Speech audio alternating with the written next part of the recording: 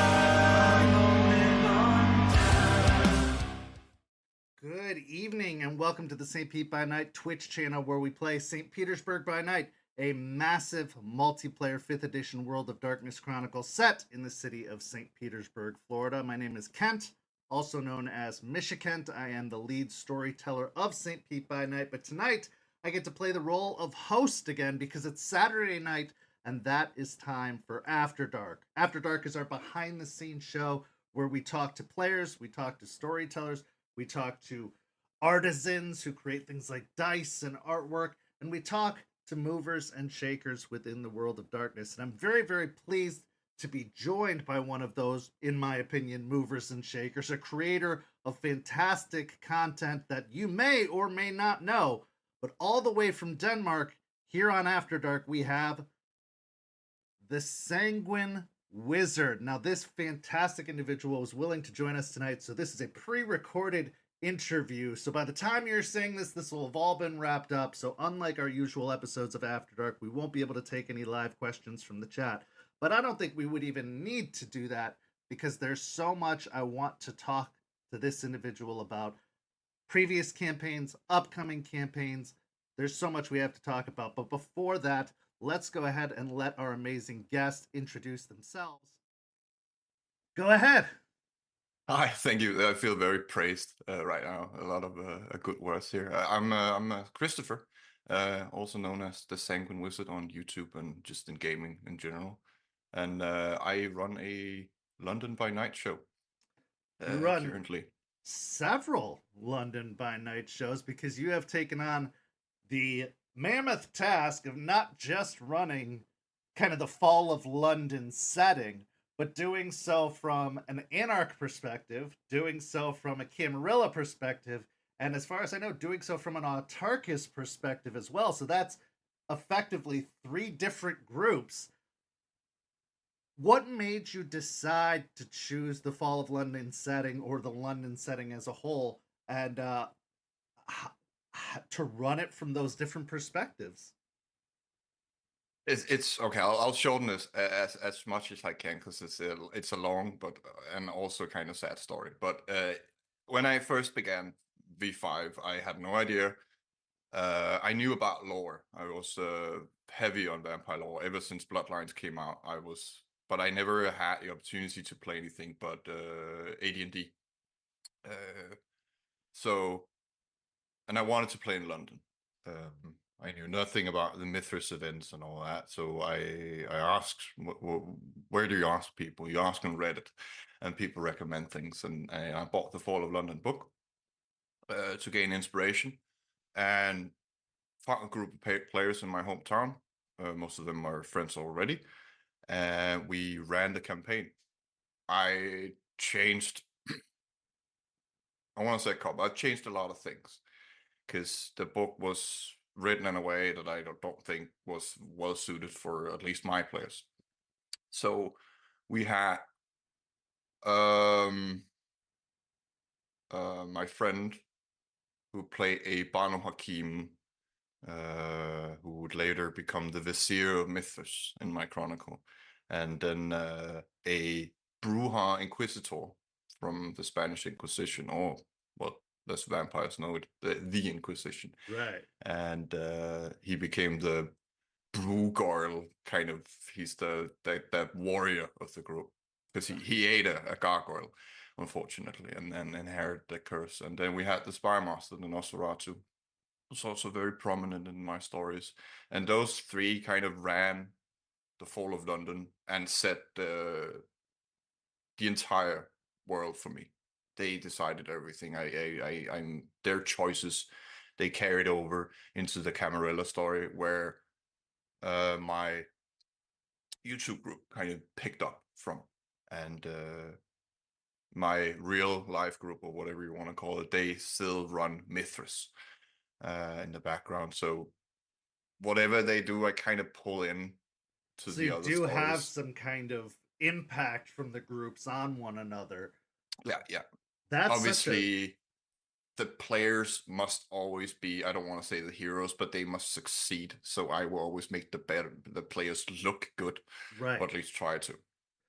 That's such a fantastic task, though, because here on St. Pete, we have all these groups running, and we try to orchestrate a concurrent world where the groups are kind of battling for power, and there's impact felt across the scale.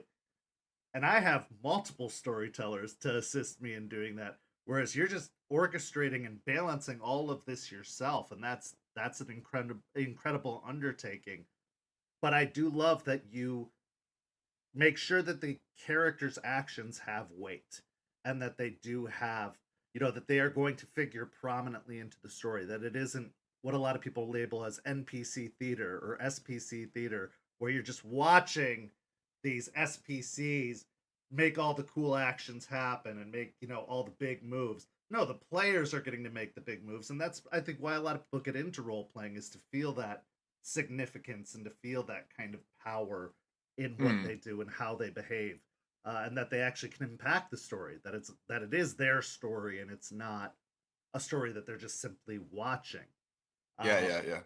I mean, SPCs are supposed to kind of maybe nudge players, or if there's a very difficult problem, you can kind of pay with boons or whatever, and draw them into the story that way. And they might be super fucking powerful, and but you will owe them.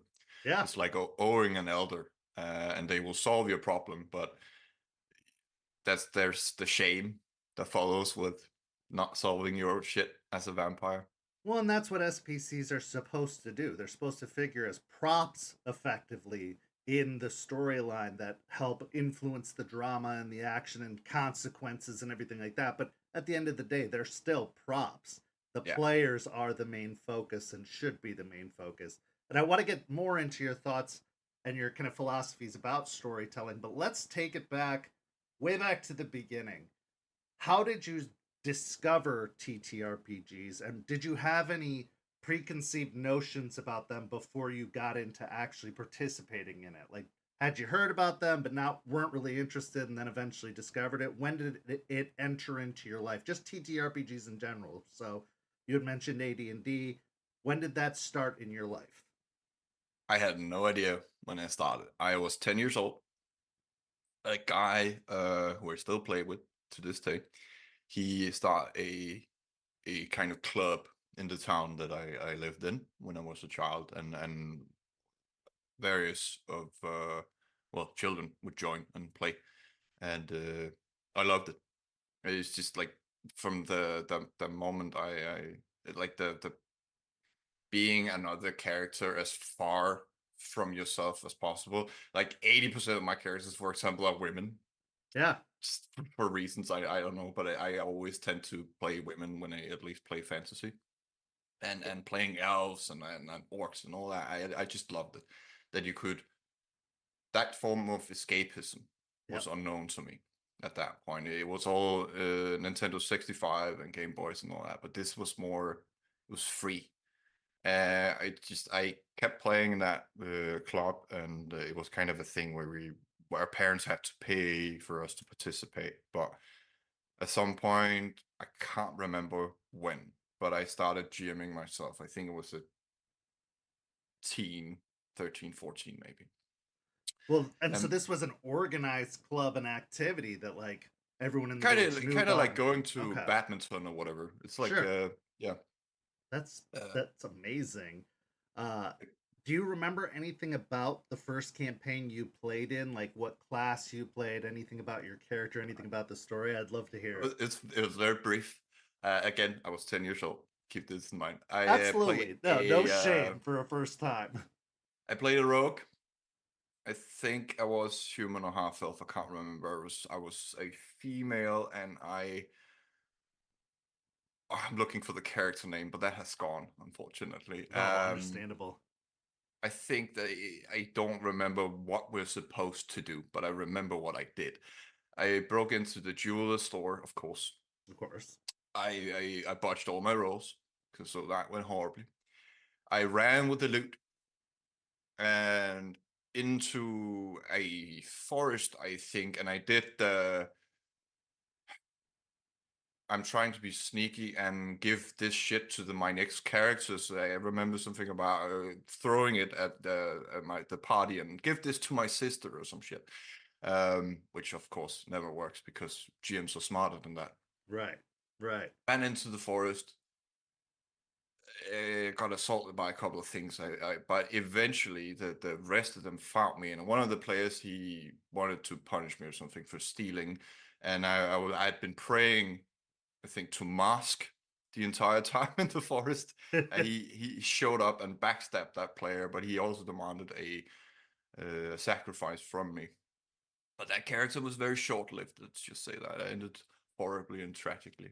But it sounds like you learned some really important lessons about the TTRPG or the storytelling process, even in that first campaign, with there being, consequences, the results of dice rolls, the fact that you can get into those kind of bargains and dealings. And we were talking about that just a moment ago with the SPCs, about how they do play an important role in furthering that story by creating events like that. So it started off pretty early. It wasn't your traditional dungeon crawl with, you beat all the monsters, you get the treasure at the end, and it's over. No, it sounded like you got thrown into the deep end of the pool of like, okay, you are following your own path, but there are consequences, and like, you can end up owing a debt to a god or something like that. And that's really, really cool, and a very cool lesson to get that early.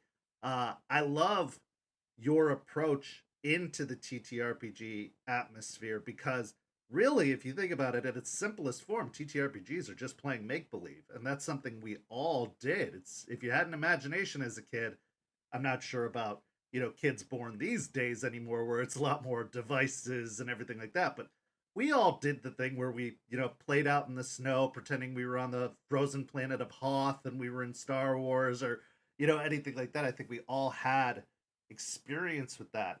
And some people come from theater backgrounds, some people come from, started when they were kids, but it really does tap into this primal instinct or, ability that we had ever since we were children. And I think that it's very cool that we can still enjoy that mystery, that escapism, that fun element, that creativity all these years later through a more controlled, augmented or detailed atmosphere that TTRPGs provide. So what are your thoughts on that? I'd love to hear what you think about that. I mean, definitely. I'm a 90s kid, so I kind of grew up with entertainment was very much filling in the blanks, which is good for the imagination. Games were very different. Storytelling were very different. There was a lot unsaid. And I mean, I think I'm terrible at acting in a stage kind of way. Right. Because you're using someone else's words.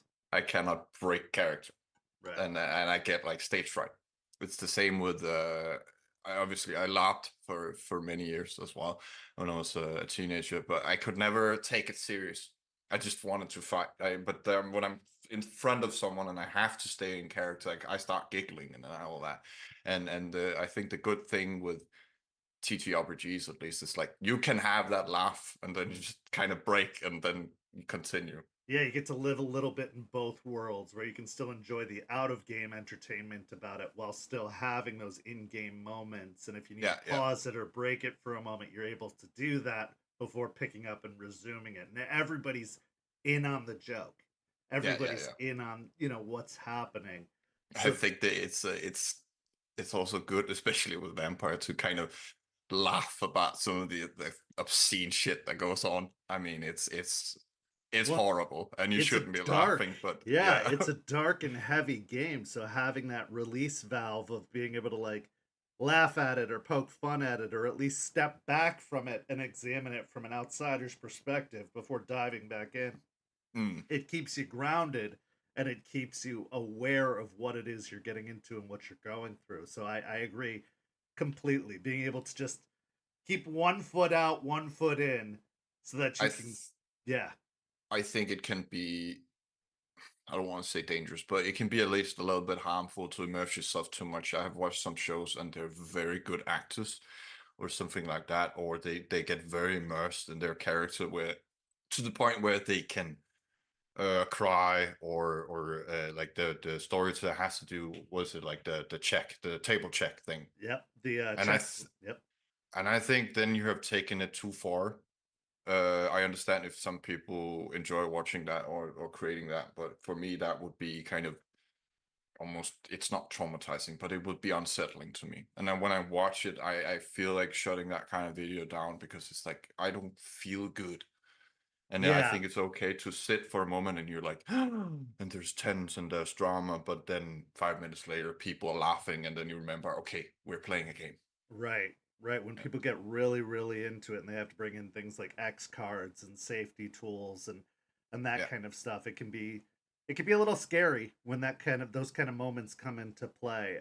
I'm glad that those things exist. Everybody yeah. has their own experience, but I agree with you that like if you can't keep a foot out, it gets a little bit scarier and a little bit more intense in those moments and can make a very, very uncomfortable moment happen when those things come up. So that makes sense. And especially with a game like Vampire the Masquerade or the World of Darkness, there have been documented incidents in history of it bleeding over into people's real lives and causing them to do horrific things and barbaric things because they weren't able to disconnect. And it's not to the level of like the satanic panic of Yeah. D&D of the 70s, but I mean there were some incidences where it crossed the line and it got World of Darkness and Vampire the Masquerade specifically a pretty bad reputation among LARP communities and some tabletop communities for a Mm. while in the late 90s, early 2000s.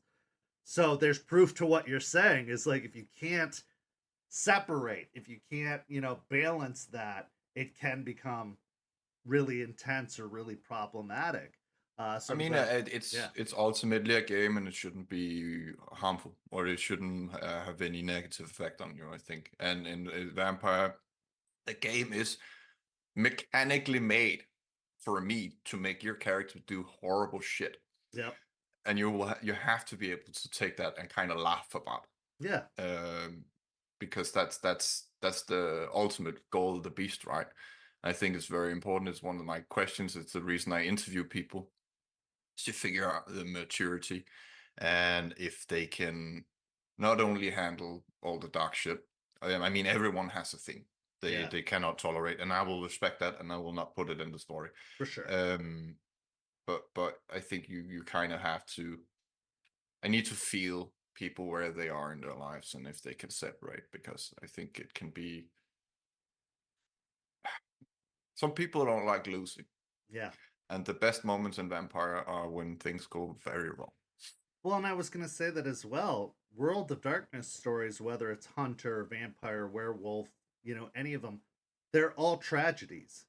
the stories are tragedies, and the game that you're playing is delaying that tragedy as long as possible, or making the most of the time you have before the inevitable tragedy hits, whether a vampire succumbs to the beast eventually and, loses everything, or a werewolf, ends up going into Hoglosk or Hirano. Like, they're all tragic stories. Hunters are going to die in Hunter. Like, it's going to happen. It's what can they get done before that happens. So I think that a lot of people get excited at the idea of, oh, I get to play a monster. It's going to be a lot of fun. But with the game itself, it's written in. You have a dark, tragic fate ahead of you. And it's the rare exception that doesn't end that way. And maybe you get a story where that happens and you are able to make it out unscathed or whatever the case may be. But in the long run, that's not always a good thing. I No. played a Honda game once when it came out. I was the only one who survived, and my story was the most tragic one. Yep, absolutely. Walking Sometimes away with all the death trauma. is better. yeah, exactly. So let's talk about when you discovered the World of Darkness. So you were playing AD&D. You, I assume, were living in Denmark at the time that you did find out about or learn about World of Darkness. How did that enter into your gaming, rituals or traditions? When did you discover the game? Had you heard anything about it beforehand? How did you come across it? I mean, it was way back in the day, and the internet was a different thing. So no, I had not heard about it. I had no source to figure these things out. We didn't have Facebook or anything like that to kind of tell us what was coming out. We had game magazines and all that, but I have always loved anything supernatural, particularly vampires. I've always been fascinated with it. Dracula, obviously the first, Bram Stoker's, and I anything with vampires or werewolves or whatever, I would pick up. And I just randomly walked into I don't know what would be the equivalent in America, but kind of like they sell appliances and games, and these stores don't exist anymore. Not really, not as much Not as they really. used to. Because Amazon. So, but I just walk in there. I saw, I think, Jeanette on the cover.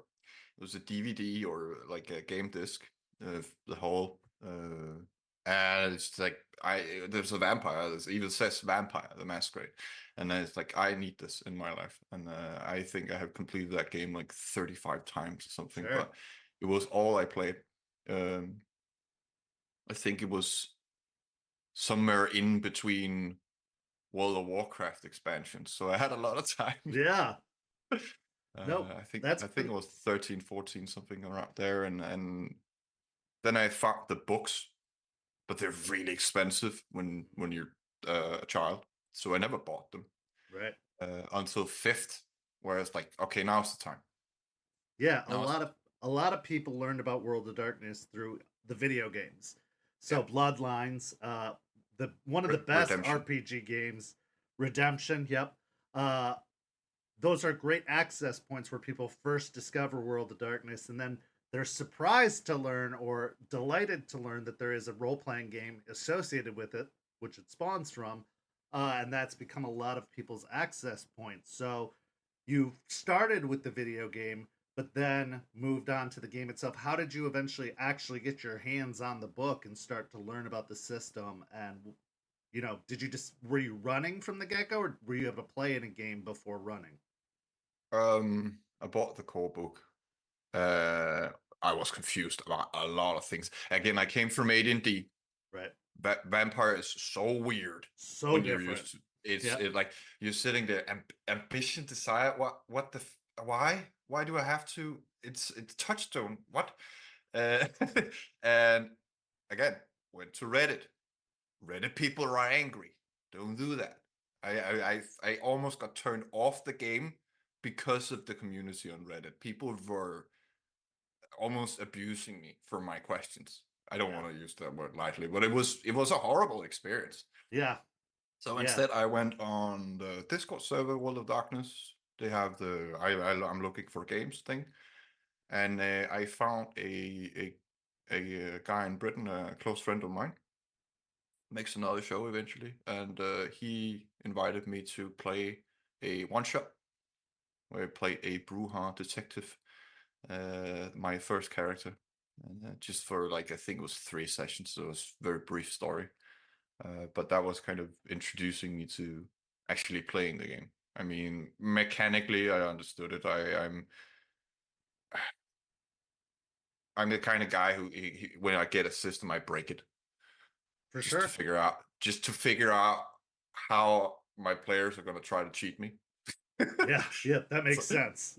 so, so it's So, like, sorry, go ahead. oh, so you got into Vampire the Masquerade with 5th edition then. You didn't Yeah, do 20th anniversary or any of the editions before that. 5th edition was your first entrance. That's such a tough place if you don't have the right atmosphere to get involved with it, because you're right, the edition wars about 5th edition versus 20th versus, the original editions. It can be a very toxic atmosphere, undoubtedly. There are some diehards that live and die by 20th anniversary, and I don't hold any qualms against them for that. I started with the older editions. 5th edition was fairly new to me. I first learned about it when I started this server. I But mean, I get it. I still play Dungeons and Dragons second edition. right, I will not. I have played fifth, but I think it's garbage. Sorry. yeah, I know that other people love it, but I'm hardcore and I understand that that thing, the yeah, first thing is the best thing. you're always going to get attached to whatever you Yeah. were introduced to. That's what you're going to live and die by. Some people it's D&D 3rd edition, some people it's 5th, some people it's first original D&D. Like, and they have different qualities about them that appeal to different people. So it's just a matter of like accepting that everybody can have what they want and respect that other people enjoy the things they enjoy. I Yeah. don't know why it has to be this competition, but that's people, I suppose. But 5th edition They being your all entry point. they all exist. Yeah, yeah, I saw Requiem and I have seen V20. I have some of the V20 books on PDF because one of the things I don't like about fifth edition, even though I have not played, is lore-wise of removing, like, merging the disciplines, and I'm not a big fan of homogenization in general when it comes to gaming. I understand it's very much easier. It's not a huge issue for me, but sometimes I do go back. For example, I have two Brujas in my Mm-hmm. story. It's not for players; it's for species, and players can't really learn temporis or anything, but I still Right. had to figure out, okay, how do they work? Um, Same for I have the Morrigan in my story, and she is I can't remember. It's a druidic type of gangrel where they kind of paint votes and Yep. war paints and all that. So I still go back and kind of look because I think the V20 mechanics are closer to the lore, Mm-hmm. and some of the things in V5 are very. I mean, you almost have to, as a storyteller, say to a player sometimes, like, no, you cannot learn Valerian, for example. Right. I know it's technically possible mechanically, but I think this is a salubri power. Right, it doesn't make sense to have Yeah. that kind of bleed over, but 5th edition really blurred the lines on all of that and made it. And maybe that's the direction they're going. Maybe maybe there is some story influence on that, but that's still kind of yet to be seen. They haven't really I explained why they did it as well as they could. mm, And I agree with you. Like, the lore was much more intrinsically tied into the mechanics of the older editions than it is now. And that was one of the biggest hills for me to climb in learning 5th edition, was breaking the mentality of these things are supposed to be separate. Demontation is strictly Malkavian. It is not Ventrue or anybody who gets their hand on Dominate. Same with a lot of the other presence abilities and everything like that. Like, these were all very clearly defined and divided, and very much clan based in their mm, origins, and they really took a lot of that away, and that was at first a big learning curve. I have since come around on it and just said, okay, if this is the way they're going to take the game, who am I to fight it? I will I figure mean, it out as I go. you get some very good things, and you Mhm. get some things that require adjustment, like hunger. Yep. Hunger. I have not played V20 again, but I talk to people, and what I understand, it sounds like very much like mana. You kind of Blood points. Yep. It's like you pull a raid boss. You do all the things, and then you run into the room, right? Yep. And you kind of always know how hungry you are. Mm-hmm. But with V5, it's like it's always a chance. It's always a chance. I The love beast that. yeah, I and love that. That's one I of the love best things. that that you can use kind of hunger to talk to your players Mm-hmm. whenever they fuck up, and you Yep. just hey, you're doing a thing, and I want you to do another thing. Yep. Yeah. Oh, 100%. It Keep going. characterizes, yeah, it characterizes the beast better than ever before. We never had mechanics that really, I mean, you had your frenzy checks and everything like that in the older editions, but you never had a mechanic that almost created a character of its own, that created this second character. It took a lot more work on the behalf of the storyteller to do it with blood points and everything, because you could have upwards of 20, 30, 40 blood points, depending on your character. Whereas now you get 5 hunger. That's it. And you can It stave it doesn't off for a while, but eventually it's going to fill up if you play long enough without feeding. And and blood potency is where it is, right? mm-hmm. It's I think if I just like take V5 and what I like a lot and what I kind of miss and what I don't, it's I really love the hunger. I love the simplicity of the roles, and except for combat, it's kind of wonky. I'm still trying to figure it out. I miss paths. Yes. The blood Um, sorcery, yeah. oh yeah, those two, but they could be but like Road of Sin, or Oh, like yes. because it's all humanity. So if I want to make a Sabbat campaign or a Mithras campaign, I have to make my own house rules for that kind of thing. My house rule is if you're on a path, you're humanity 5, boom, follow your path. This is your convictions. For example, Emery in my Anarch story, she became caught with Mithras, which meant the Chronicle tenets no longer applied to her. But she had to follow the convictions of the Cult of Mithras in the Blood Gods. Yeah. What I don't like about 5th edition, like the thing I wish I could not do, is ambition, desire, and touchstones. Mm. I think I'm trying my best to make it important and use the mechanics, but it's the thing I forget the most often. And it's most annoying when I write, because I feel like I have to do something with it. Right. That was the most confusing thing when I started out, is why is this not a part of your backstory? Why is this a mechanic? Yeah. And it took me a long time to figure out. And the next Chronicle that I'm doing, I'm really going 100% in on these mechanics Yeah. for the first time ever. Because I want to do something with them, but I feel like they're in my way, and I don't want to have that feeling. Yeah, they replaced the nature and demeanor mechanic of the older editions, which I loved that mechanic. I loved who you are in the inside versus who you present to others. I loved the concept of that. And Yeah, then replacing it with convictions and touchstones and ambition and desire.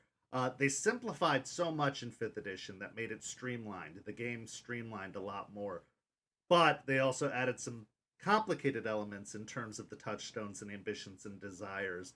And yeah, I think same for me, who's been running the game for 2.5, 3 years now. Um, that's something I forget about too, is the importance of ambition and like checking in with people's desires and incorporating that into the story and everything like that. Because it seems so not important to me. You know what I mean? Like it's not an important element, but it really yeah, is. I mean, a lot of the mechanics are based off of those things. And if you forget about them or don't do them, you are losing a chunk of mechanics that are important towards character development and growth, and yeah, the ability to recover willpower damage and that kind of stuff. It's all intrinsically tied into that. So yeah. if you aren't managing that or minding that, you can fall behind or lose a big element of the game as well. So that's a very very good point. I Um, mean, players all please remind your storytellers of your ambition and desire, because we cannot remember. And I mean, touchstones often just become a thing where people get punished or get stains, which I think is, I mean, you can use them that way, and I suppose vampires would, because they're cowards, right? But Right. and they cannot kill each other. But I think, and that's the goal at least for the next story, I think it will be more fun if they're involved in the story in another way than players saying, I want to check on my touchstone. Right. Yeah, if you Like make them important SPCs in the storyline, and that there are pre-written encounters with these SPCs, and they're not just simply there to be weaknesses for your characters, or used and as, kind as of bait. put them in the line of fire For instead sure. of just having someone threaten them Right. or kidnap them or something. But they're like walking around with the coterie, and that particular player will always be like half a mind, half on the touchstone and the goal, and it will kind of create even more tension, because if you frenzy in that moment, it's gonna, yeah, your touchstone is It's not going gonna to go have a very good day. poorly. It's going to be a very bad thing. But And yeah, also there's vampires are paranoid, so it's also keeping that secret. Like I care for this person one to the thing rest of the coterie. I like about the touchstone mechanic is that it ties into the humanity. It ties into the, like, this is your your grip on humanity is based around these other people. I really appreciate that they brought something into the mechanics and into the game as a whole that made you think about, like, if it weren't for these people, if it weren't for these touchstones, you would just slip into becoming a monster. Like, it'd be a fast track to becoming a monster, and that these are the things that remind you of what it is to be human, because that's really the story at the end of the day of Vampire the Masquerade, is how long can you hold on to being a human before completely losing everything and just going into full-on ravening monster. I mean, it's humans pretending to be vampires, pretending to be humans. Right, exactly. And so I think that is a really cool element, and finding creative ways to incorporate it into the story is important, which ties into how you prepare for a campaign, talking about that with your players, getting an understanding of where they're coming from with those characters. You talked about ambition. Like, yes, players remind your storytellers of your ambition, but also in character creation, work with your storyteller about your ambition. Because I've seen many times before people come up with character concepts and ambitions and desires that are never going to come into play in the Chronicle, that never, aren't considered in the story. And it would almost be a departure from the story to try and follow that ambition. Like, oh, my ambition's to become a Justicar. Well, this game is not going to incorporate becoming a Justicar. So it's kind of a useless ambition at that point. It's not going to come into play. And a good storyteller will make it come into play. But if you don't have that discussion early on, and you just go, hey, my ambition's to become a Justicar, the storyteller might be like, I don't have anything for that. Like, that's not in my plan. That's not in my game strategy. Or you have to make it really ambiguous, right? Any climb to power or moving up Right. the political ladder would kind of move towards the ambition. Right. I think the desire is more helpful, at least for me, because I know what the player immediately wants, and a lot of desires can be vague, Right. and I don't know what to do with them. For the next Chronicle, the Anarch story was the most railroaded story I've ever done. I don't think the players felt it, but for me, it was very much, I have this I need to tell, and I kind of need to push you through the story, because they're all very young vampires, fletchlings basically, and the Baron just kind of pushed them in directions, and they were very chaotic. But I think the next one is more of a sandbox.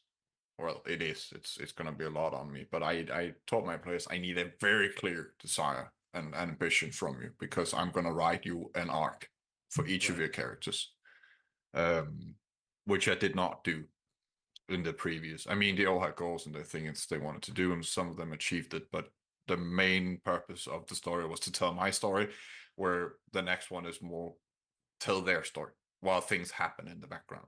That's going to be very creepy. So I want to talk more about your Anarch campaign in a moment here, because it actually involves, you had mentioned Emery, also known as Rebecca, also amongst our community known as Mimic for Hire, one of our storytellers. So I'd love to delve into that in a second. But let's talk about how you prepare for a chronicle, because it sounds like you are preparing for a chronicle, which we're going to get deeper into in a little bit. But what's your process when you go to start a game? Where do you begin? What steps do you go through in designing a story? What do you do before you even get to the point of recruiting players? What is your process? Because a lot of people want to become storytellers, but they don't even know where to start. How do you go through your process? First of all, D&D, vampire, very different. Because just shortly, D&D is very much, there's a treasure over there, and the players will go to the treasure. Vampires requires a bit more. But I'm trying to change my process as well. Because previously I will start with a red thread. Like, where does the story begin and where does it end? You always, in my opinion, you need to know where it ends. Yep. Maybe you'll figure out on along the way if you just have a long kind of chronicle in mind. But for example, with the Anarch story, it was supposed to end with them killing and that episode's out, so I'm not spoiling anything, with them killing the Sabbat leader.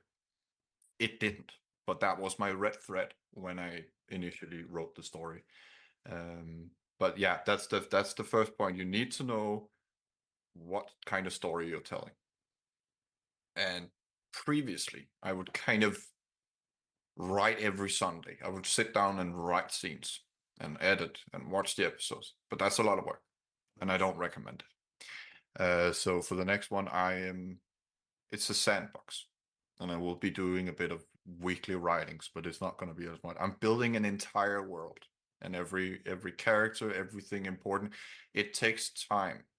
And if you have a story you want to tell, I'm gonna quote one of my friends, but think of Spider-Man. Don't do New York. Just do Manhattan.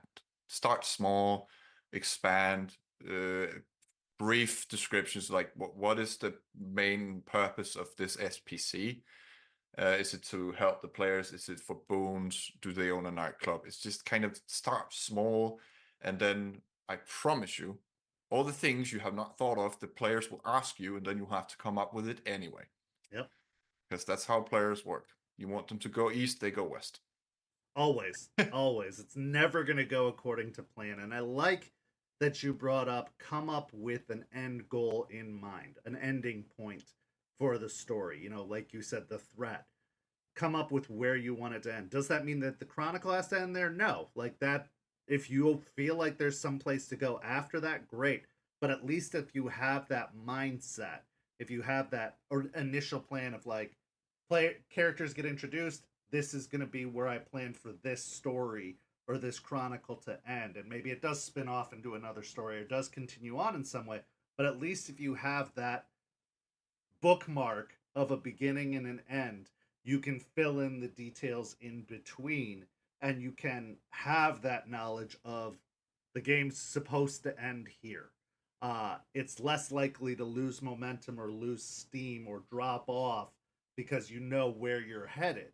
Where I think a lot of new storytellers and a lot of new, game masters, dungeon masters fall into the trap of is they don't want their story to end. They're just going to keep playing until they're not playing anymore. And I think that makes a less fulfilling game, a less fulfilling story. Players are more likely to get bored. Storytellers are more likely to get burned out. They're going to run out of creative juice at some point if they don't have a beginning, middle, and end already in mind. How they get to that middle, how they get to that end can go all over the place. But the reality of like this is supposed to be a chapter, or it's supposed to be a complete story. It's not supposed to be a kind of endless ellipses of and then, because again, you'll run out of ideas, you'll run out of juice, or you'll lose the byline. That's the reason I ended the Camarilla story. I said to my players, I can keep making side quests for you guys, but I don't find that interesting, and I will burn out. Yeah.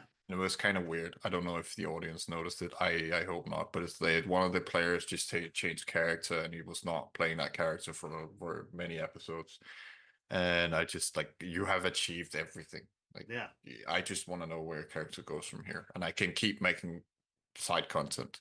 Right. But I will rather move on to the next thing, Right. which would be the Anarchs. Start a new story, start something fresh, and get, you know, a fresh beginning rather than holding on to something long past its expiration date and just watching it rot in front of your eyes. I completely agree. And I think that if players and storytellers both come in with the mindset of nothing is forever, you know, this isn't going to last forever. We can't. It's unrealistic for it to last forever. This is supposed to be a section of time in the grand scope of things. This is going to have an end, and if we all go in with that knowledge, it can be a very satisfying end for everyone. If everyone's accepting of the fact that this will end and that we are going to wrap this all up at some point, everyone can be really, you know, feel fulfilled by it. But this modern era of storytelling, like in our Marvel movies and all this other stuff, where there's just always another chapter, always another story, and as we've seen, the stories get weaker, the movies get worse the longer they hang on to something. I mean, you're careless because you've seen the stakes. If you kill a Sabbat leader 10 times, you're not going to care at the rest of the 9. Right. Because you've done it. And I think all the best stories like Lord of the Rings were great because they had an end. Because they had a beginning, a middle, and an end. And it's this beautiful piece of literature or this beautiful piece of film because it's all contained. It's all wrapped up. Everything's tied up at the end. Do we miss the characters? Sure. Do we wish there were more adventures? Sure. But you can just go back and rewatch it because it's perfect in what it was versus, you know, us getting sick of Aragorn, us getting sick of Legolas because they just keep telling stories that don't matter. And sometimes characters can come back in this. So many of my characters have become SPCs. So many of my friends' characters has become SPCs. I try to immortalize. Like the Prince of London is a player in the Camarilla story. That's amazing. You can immortalize these things and kind of still refer to it, and write your story. Have a very strong beginning. Have an idea of the end, but I promise you, if you want to tell a story, your players are going to do 50% of your work, at least. Absolutely. For the middle part, they'll give you ideas, and you'll pretend, yeah, I thought of that. But if you have those tent poles for beginning, middle, and end, they will fill in so much of it for you. You just have to think of consequences and how it's going to affect the grander setting, but they will drive the story forward. As long as you give them a goal or a direction to drive in, they'll tell the story from there. And that's something that is wonderful about World of Darkness that I think sets it apart from a lot of other role-playing games, is that it is collaborative. It's a collaborative process where it's not just you're at the beginning of a dungeon, the treasure's at the end of the dungeon. I've already thought out every trap, every twist, every turn, every bad guy, every encounter. Like, this is a lot more free form and can have a lot more flexibility and a lot more player input, which is why I love it as much as I do, because it is a back and forth improvisational art. I think it's kind of because it's grounded in reality, because what you're describing, I feel the same in Marvel superheroes, TSR, old RPG, which is also in the real world, and it's the same kind of free form, and that's why I mentioned it was very different coming from Dungeons and Dragons into Vampire, because Vampires is ultimately politics and people talking about doing things, but not maybe not even doing it, because they have people for that. Yeah. It's things moving in the background, the Great Jihad. Well, a lot of people criticize railroad storytelling, but I feel like Dungeons and Dragons is kind of meant for railroad storytelling. It's meant for, you have this quest that I've already thought of, that I've already planned out, and while you could take some side quests and stuff along the way, it is, you got to stick on the main quest path, because most D&D games that I've seen that have failed are games that advertise themselves as open world, or that there isn't, a set destination or a goal. It's just kind of like, well, there's a bunch of things available, and then people get bored, or they forget, or they lose interest, and the game just dies. It never gets a satisfying conclusion. So in a game like that, you kind of have to be like, the bad guy lives in the tower in this evil land. You have to defeat all these dungeons on the way to getting to that tower and toppling that bad guy. And it does kind of require bumpers, like in bowling, bumpers to keep you on that path, which some people call railroading. I just call it a narrative. Like, you need a narrative. It's at the card, I think, is easier in fantasy. I'm making a D&D story where it's kind of, they have to travel all over Faerun. So they go to a town, they do the thing that I have made in the town. That's what you're describing. That's the dungeon. Right. But then they need to go to the next town. But the players would have to tell me which route they go. Yeah. So in between sessions, I have to figure out what happens on the way. Yep. And that's the least railroading version, I think, of that. Absolutely. And that's an art to be able to do that well and to keep people engaged in that. That is an art. That's a talent. Because I've also seen people be like, okay, I'm like, the mission is to go defeat this evil necromancer. But then the players are like, I want to leave the continent and go somewhere else. And it's like, no, the story is to go after the necromancer. Where are you going? That's again, like, if you need to go west, we're going east. Okay, why? What can I put in the way out east that makes them turn around? Bounce you back. Yeah, exactly.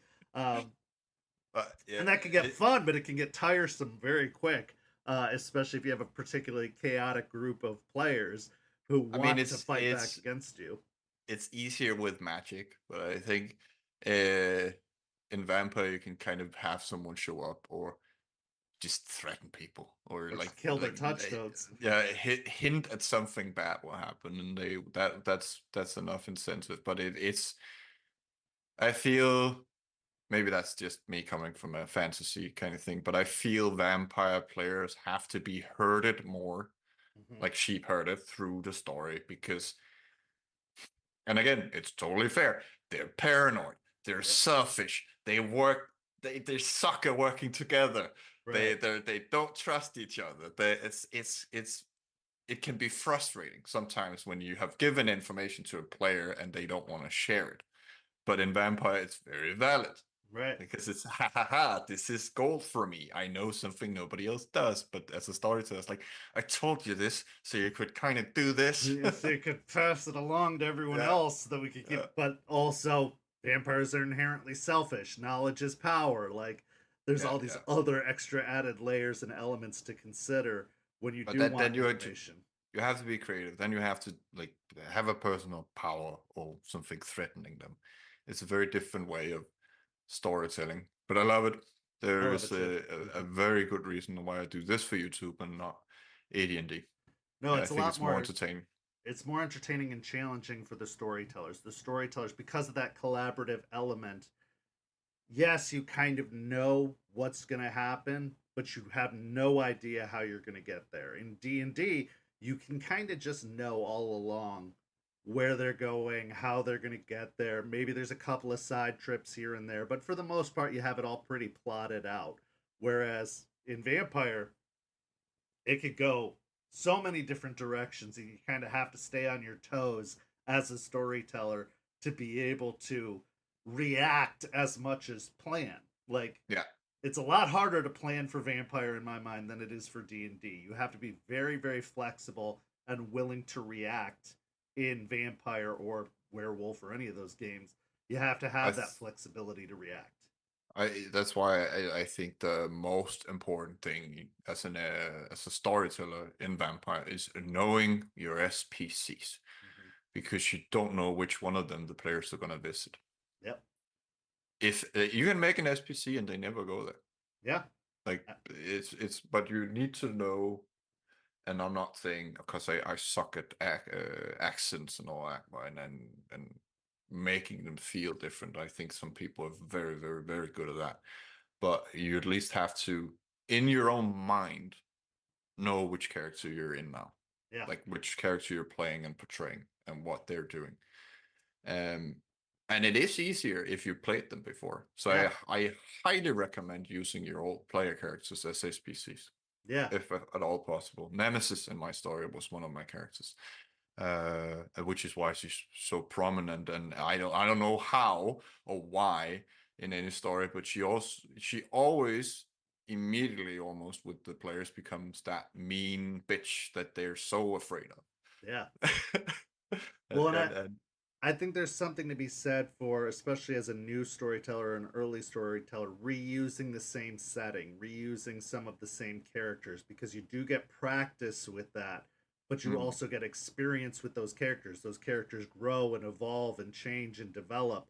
Whereas when yeah, you're bouncing around settings, there's a risk that SPCs will come off kind of two dimensional or copies of previous SPCs, and that they're not going to feel as lived in or fully fleshed out, because that you're only spending a short time with them. Whereas if you revisit a setting like London for your case or St. Pete for mine, you can really allow those characters to evolve and to have experiences and have their own ambitions, and they become more and more real the yeah. more and more time you get with them, and the more and more you can allow events to There's impact them and to change them.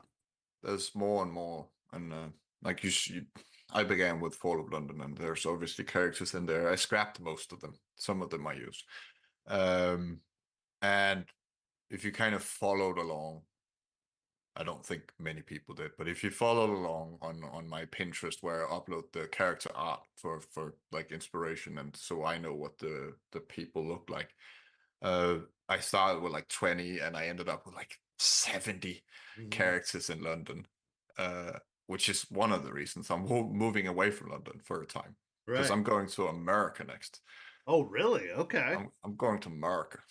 So, with London being your primary setting in your previous games, have you ever had an opportunity to visit London personally? Have you ever gone there and been able to walk the streets and kind of absorb the atmosphere?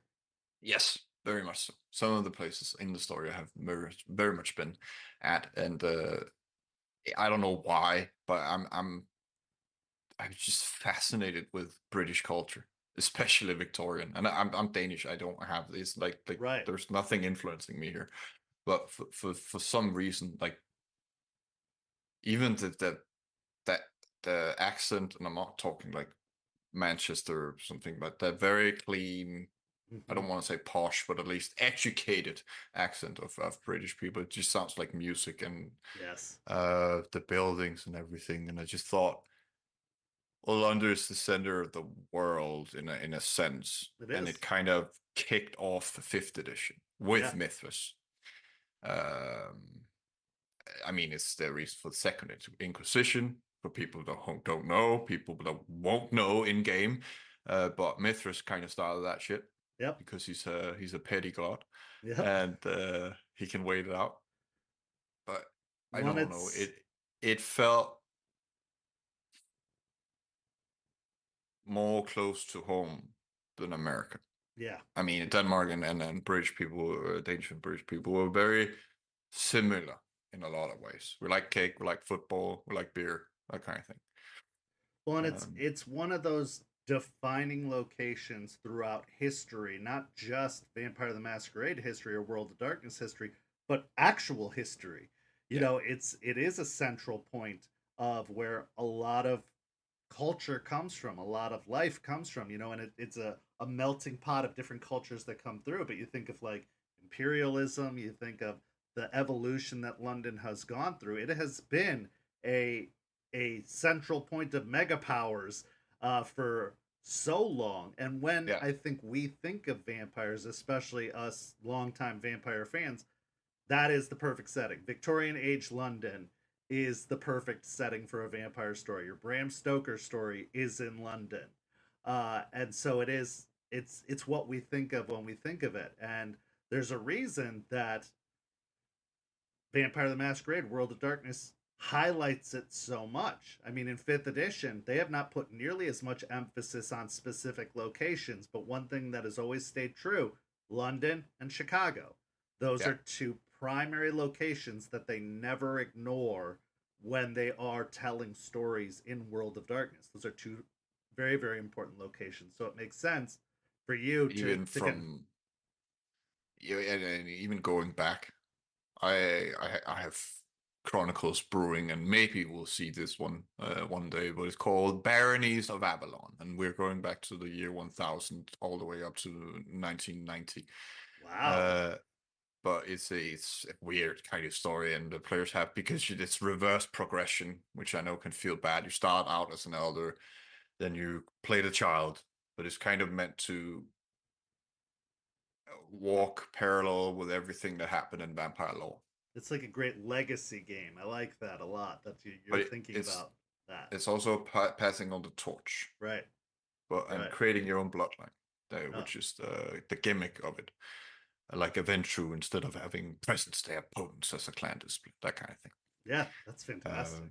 But that's also in Britain, and you can go really far back, because Mithras is an old man. That's Methuselah for you.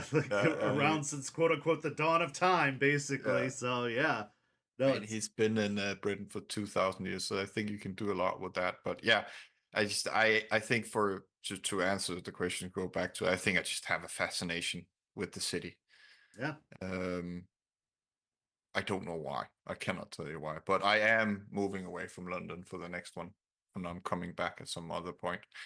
But I wanted to go to New England, Maine specifically. Yeah. And try something else. But I do not. Okay. I have experience and time, most of all, to do this, because if you start from scratch when you do this, you have to think of everything, and especially the town I'm making is fictitious, so I have to think about every district, every weird little thing. But yeah, you gotta flesh it out. If you're building from scratch, you don't have a lot of source material to go off of. You have to really build it yourself. Yeah. And you start with the characters. I'm still working on it, and we're playing. I think the first session is September, so I have time. And I wouldn't be doing it if I didn't have time. But I just, you have to start from scratch. You have to look at different cultures. For me, it's places I've never seen. So people who are from America, or particularly Maine or the New England area, might think that I'm portraying it inaccurately, and that's not what I'm trying to do. But it's an, what's it called? Like eldritch horror thing. That's the word I was looking for. Which is, I was inspired by Arkham and Innsmouth and all that. So yeah. Well, and that's the beauty of storytelling in this modern era, right? Is that we have the resources that if you wanted to go see New England, you could do it from a keyboard. You could do it behind a computer screen. Like, you can get a good feel for it because there's articles and there's, analyses and all kinds of things that you can call upon to use to fund your own knowledge. Whereas, back when I started, we didn't have the internet. We didn't have the kind of access that we have now. If you were lucky enough, you had a library that had books on the subject in your town. But even then, magazines, yeah, man. Magazines. Like, it's still a very limited scope and perspective because everything's in the eye of the beholder. You're not getting a variety of different writers writing about an area. Like, maybe you're taking Stephen King novels for Maine and up there. But it's still a limited scope. You can only get one person's feel on it. But now you can read hundreds of articles about Maine or about, the Pacific Northwest or whatever the case may be. And that can give you a more detailed, rounded opinion and allow you to form your own perspective in an informed way, which you weren't able to do before. And I think that's super cool. And that's going to be a huge asset for you in creating this, is that you can do your research, and that research is endless. There are lots and lots of you take some creative freedoms as well, right? For sure. I made a small town, and I thought, okay, small town America, I don't know, probably 50,000 population, right? Then I looked at Portland, apparently 55. It's like, oh, they don't have large cities in Maine, apparently. Yeah, right. So I've created like the next large city that It's completely fictitious, but you learn these kinds of things, and I don't know. Some areas might have been better, but the whole point of this story is seclusion. Right. Not only for the players, but also for the viewer. It's very much, this is not a part of the rest of the world. Right. We know that it's there and everything, but we're in a prison, and that's why I had to make a fictitious town, Right. because there's a lot of weird shit that I don't think Maine normally has, like Indonesian architecture, for example. I don't know, maybe it's there, but I don't think. Right. But that's also the beauty of the World of Darkness, is you can have an explanation for that. You can create a reason for it, because the supernatural forces can manipulate and control the perception of things, that there could be this small town that the rest of the world doesn't know about, that is influenced by other cultures, because vampires, mages, they hit it. They basically, like, that it's this surreal little location that has just fallen out of public consciousness, because of these supernatural forces influencing it, and being able to alter the way it's perceived. And I think that's a very cool mystery element, is like, why is this place so strange? Why does it exist the way it exists? And you could tell an entire story or an entire chronicle just around that question of, why is there an Indonesian influence in Maine, of all places? I mean, the players wake up from torpor. Yep. They've slept for 20-something years. They don't know about Inquisition. They don't know about Vienna or any important events. And there is this thing that's keeping them trapped in this town, and it's keeping all supernaturals trapped. No one can leave. And they have to figure out, first of all, what the fuck happened, and why is any of this happening? And go around being vampire heroes, but they're not. They're Right. old. They're low humanity. They have ambition. Yeah. So It, lore is a very big, important piece of World of Darkness. I mean, they've less so in 5th edition, but definitely in previous editions. Like you said, you draw from 20th anniversary and from other source material. But lore is kind of a standout element of World of Darkness, that there is this meta plot, that there is this, world that they've fleshed out on their own in a lot of ways. And while you can tell stories in or out of that lore, it's still very much prevalent. It's written into the clans, it's written into the cultural societies, the Camarilla, the Sabbat, the Anarchs, everything. I think it's a lot of it is rumors. Mm-hmm. So you get a lot of liberty or freedom with your Yes. stories, compared to like Forgotten Realms, where everything is kind of set in stone. Vampires, a lot of rumor lore. Yeah, they keep it vague enough that you can actually do with it what you will. And it seems like you take a lot of inspiration from lore, but you also take a lot of creative liberties in making it your own and adjusting it to where you see fit. Like Running in London, you decided to, do away with a bunch of the characters, which is a beautiful choice and a freedom that you have. I think I wouldn't be going too far out on a ledge here and saying that Mithras is probably your favorite lore of the pre-written stuff, or is there something else? I kind of just stumble on him, and now it's kind of a joke, but at this point, because he's so fucking powerful, right? Right. But it's the main center. To go back to how I like this, the Fall of London, I think, can end in 6 different ways if you just follow the text. Right. And they resurrected Mithras. They're also a fault. They did the ritual and brought them all the items, risen to power, and it's his land basically. Mm-hmm. And all the people, the Inquisition, were hunting Queen Anne and all her subjects, and it's just very much in the book that you have this list of characters, but they are not going to survive unless you want them to. Yeah. The players have to go around to different elders in the story and get this kind of object, and I think they killed all of them except one, where they made a deal with him, Queen Anne's sire Valerius. So he's still alive in my world, but the others are dead, and Queen Anne is very much because they made very sure.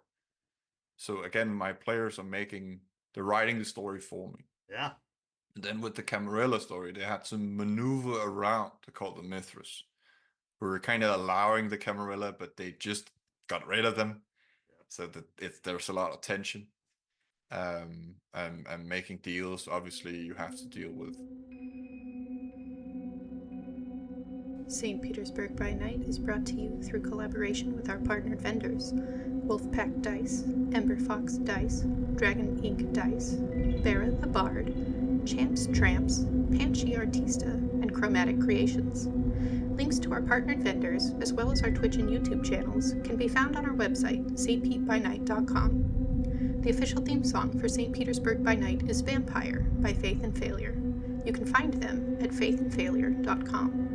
You can follow SPbN on all socials with the hashtag StPeteByNight. If you wish to support our program, you can do so at ko-fi.com/StPeteByNight to help keep the stories rolling.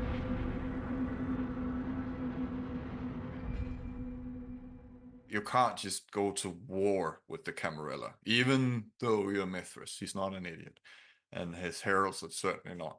Mithras is more kind of, he's in the background. He has his people. He's like, you deal with it. Yeah. I don't want to. That's how I see him. Like, I want to travel the world. I just want to hang out. I just want to be a god. He's going to do his own thing and let his subjects handle all the minutia and details and paperwork about running this organization. But he wants to just be this free-forming entity that can do what he wants and act how he wants. And so I've removed him from the Camarilla story. He was off in the background discussing things with the Camarilla to let the Camarilla coterie have the freedom of, okay, we're not going to get killed if you're we not going to try. run into Methuselah if you try to pull something. Yeah, I mean, the Heralds of the Sun are still going to come and say, but there's our, you can deal with this. People. Yeah. And then I brought it back again with the Anarch story for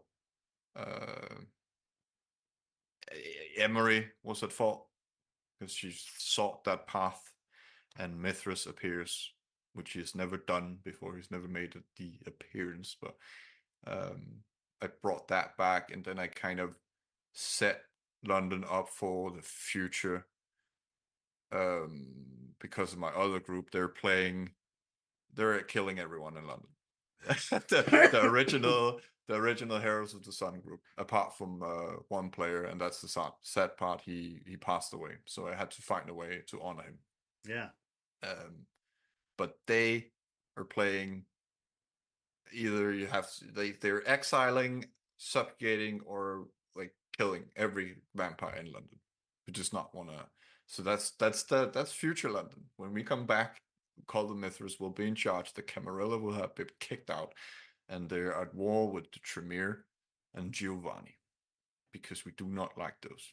Right. And of course, Setites, but that goes without saying. That kind of goes without saying with the ministry in general. Like, the Setites are going to be problematic, and you're never really friends with the Setites. Like, maybe you can get a temporary alliance out of them, or they'll use you for something, or whatever the case may be. But there's always an opposition there, I think. I can't remember why, but Mithras has some adversity towards them. My wife, she plays a La Sombra Witch Slayer. Her two convictions are kill all Tremeres, and the other one is kill all Setites. That is her purpose. Pretty cut and dry, yeah. Yeah. So let's talk about the Anarch campaign a little bit more, since it does have a direct link to one of our community members and to the community as a whole to a certain degree. For those who haven't watched it and are being enticed to do so, how would you explain to them what kind of journey they're going to go on if they were going to go back and watch that Anarch campaign from the very beginning? What could they look forward to? What was kind of the premise or the story that the Anarchs went through in that game? Give us a bit of a sales pitch in regards to that game, because I think we're going to get some viewers who are going to go after watching this and want to go back and watch that. Kind of sell it to them or give them a Reader's Digest version of that game. I mean, if you want to watch the whole timeline, which you can go without, but then you obviously start with the Camarilla story. The quality is lower because I just started out. But if you just jump into the Anarch stories, you will have no problems figuring out what's happening, because people will talk about it. And some of the players in the Camarilla story will also be in the Anarch story. So people kind of know what's going on. Right. But it's essentially they're all fledglings. I mean, I started them with no Sea of Time. The power level was very low, and they have lost their sires to the Inquisition. They're from different places of the world. They're kind of just traveling around. They have no place, and this Baron from London is recruiting, and obviously he lays it on a bit thick about the state of London, that it's a bit better than it maybe is, to kind of get people there. But they arrive and they work together with the local baron, who they have a strenuous peace with the Camarilla, as they usually do. And then they go on their very own chaotic journey, as Emery would describe it. I think is very chaotic. They're a chaotic group. They're the embodiment of anarchs. They fight, they laugh, they do things very efficiently sometimes, and then other times they will stumble through the easiest tasks. But they are very much, they are the most dysfunctional family that I think I have had as players. And I think when they're on task, they're really, really effective. But getting them there can be a lot of issues. And I think that's also some of the fun roleplay. Yeah, I've gotten very different characters. I've received some bits and pieces throughout the journey because Rebecca and I talk quite a bit. And so she would always kind of give me updates on what was happening. And there were some days that I was just like, well, what now? And other days where I'm like, okay, this makes sense. But it does sound like a fun and wild ride. So if you're looking for something that is less tied up as the Camarilla can be, less restrictive and bound, it seems like a really, really fun story that's going to take some very unpredictable twists and turns.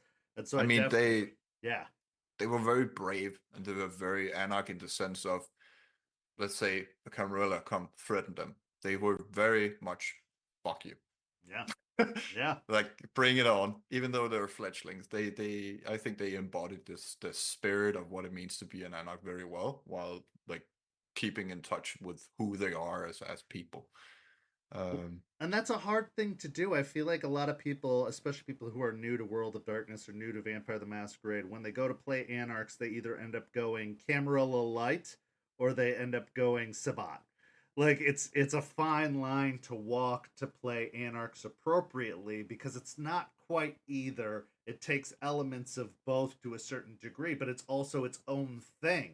And it has its own motivations. And so when you do get a group of well-played Anarchs, it is a beautiful, beautiful thing, because it is rare. And I think a lot of people don't quite understand how rare it is. Like, a lot of our Anarchs have fallen into Camarilla behavior, which they can do, but at that point, why not just be Camarilla? You know what I mean? So anyway, go ahead. No, these people did not respect the rules, and I think that was the most important part.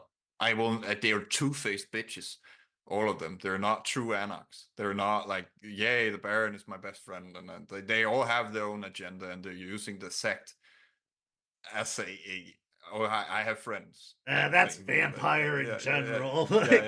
Even all the Camarilla vampires are two-faced bitches in that regard. Like, it's all about selfishness and getting what you want.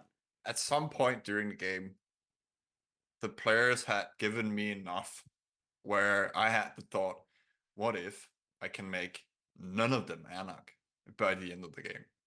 Have them all either go Sabbat or Camarilla or something like that. I tried my best. You'll have to watch the show to figure out if I actually did it. But that's absolutely incredible. So now let's go back to talking about this new game, which is called Dusktown, right? Dusktown Chronicles. This is the one that you're setting in America, in Maine. Talk to me a little bit about what made you decide to get away from London. What made you decide to choose America? You know, what was the thought process? Was it just a matter of you'd spent so much time, so much of your experience was in London, that you wanted to try something new? And kind of give us a early sales pitch, because we're going to debut the intro, the trailer, if you will, for the game, a world debut tonight, which I'm very, very excited to do. But kind of tell us what is up ahead for that game, what we can look forward to. I know it's not coming out until the fall, which is very, very smart to pre-record a bunch of episodes because scheduling is the bane of TTRPGs. I am learning from my mistakes. But give us kind of something we can look forward to, or what we're gonna see potentially in this game. It's a very different thing. As I said, it's this time power level very different. They're ancilla. They're all, some of them close to 300. The process short. I had like so many ideas, like Baronies of Avalon, Vikings by Night, Copenhagen. I thought maybe do something a bit closer to home. But I don't know. But I got this. I think a lot of creative people will know this feeling, but this spark just hit me, and I thought Eldritch Horror, and then I looked at Arkham, and I love H.P. Lovecraft. I think the descent into madness is very fun, and then I started to figure out how can I like integrate that in vampire, and we have willpower, so that was easy. Yeah. And then how do I like make this? I wanted to make the most creepy place, even for vampires. And they wake up. They went to bed in the 90s. They don't know why. And I cannot tell you why, because that will be spoiling a lot. Right, that's a part of the they story. don't know why. They wake up in 2024. So let's be fair here. Technology has not, things have become smaller, flatter, and things, but you know a phone when you see one. Right. Still be jarring, to say the very least. 30-year difference, like that can still be very jarring. But the concepts you'll understand. Yeah, you're not looking at like Victorian vampires waking up in modern nights where it's like, what is that moving metal box on the street, and why is everything so loud? Like, no, they're gonna get the basic concepts. Yeah, because that's what I wanted to avoid. Right. Like the whole having 3 sessions of players pretending they're dumb and don't know shit. Because what we do in the shadows-esque, like we're not. Yeah. I don't understand life or anything. Yeah.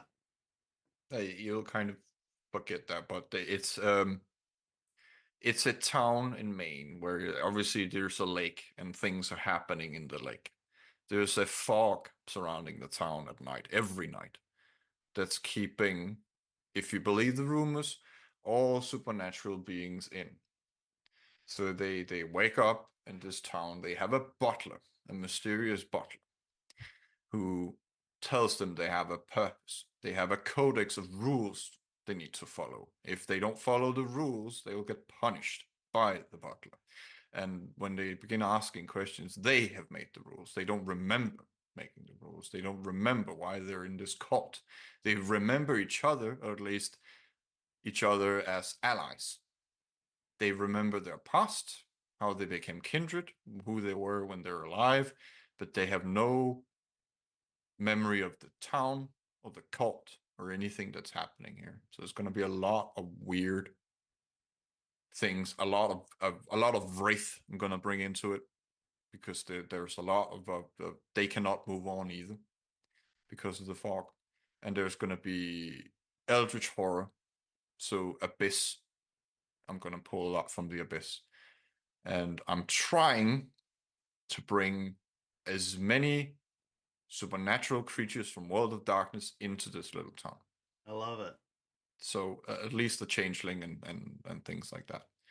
And there are very few vampires, obviously, because the population is not, like, even having 13 vampires for a town of 50,000 people is stretching it. It's stretching it, yeah. So when these 5 kindred wake up, it's an issue. But what is the local leader supposed to do? Like, you can kill them. That's an issue. You don't know how powerful they are, or right. you can put them to work and make them work for their food and their domain. So how are politics gonna like play a role in this? Are you gonna draw from the Sabbat or from the Camarilla, or are you kind of making your own deal? It's with a this? Weird thing, and it's meant to be weird because they wake up. They're supposed to they're told follow Camarilla rules, so the usual traditions are in play. But the leader is a baron. So when you go there and you're like, okay, he's Anarch, obviously, but no, he's not. They follow Camarilla rules very strictly, actually. And there's one vampire for each clan. Some of them will be very apparent. Some of them will be weird, but they're meant to be. Like the Nos, obviously it's a Nos. Right, yeah. It's hard to mistake a Nos. But it's a place they know what's happening outside. They cannot leave. Humans can go in and out of town easily during the day, but all supernaturals are kind of locked in, and it's that kind of story where it's very investigative, and that's what I told my players. And it's a lot of sanity checks, like make sure your character does not go crazy. Funnily enough, I have a lot of players now with a lot of resolve and composure for some reason. Oh, who knew? Who knew? With a warning like that, what? 7 willpower, you said. Okay. Well, it does. It feels like a lot like, I don't know if you've ever dabbled in Call of Cthulhu, which is another TTRPG system, but it does seem like it's incorporating elements from that. That's exactly what I wanted to do. That sounds. I wanted eldritch horror. I wanted weird shit in the World of Darkness, and the lovely thing about World of Darkness sometimes is it's very ambiguous, and all H.P. Lovecraft's all god cosmic horror thing. It's very easy to make that into Abyss.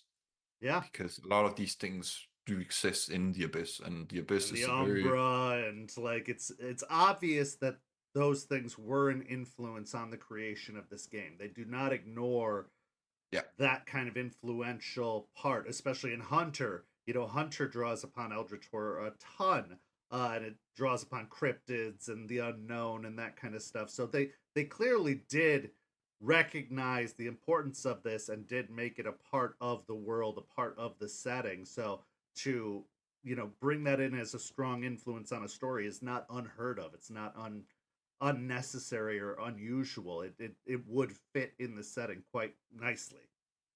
I mean, to sum it up, if you want to watch a story with a lot of hopefully competent and old vampires and a lot of weird and different supernatural creatures in a town where vampires are scarce, I think this will be a fun story for you. Well, it's a complete sandbox this time. I'm absolutely I have a timeline. Sold. I have a timeline of things are going to happen. I told my players, I'm perfectly happy with you sitting around for 3 sessions around a table just planning, but things will happen in the background. Right.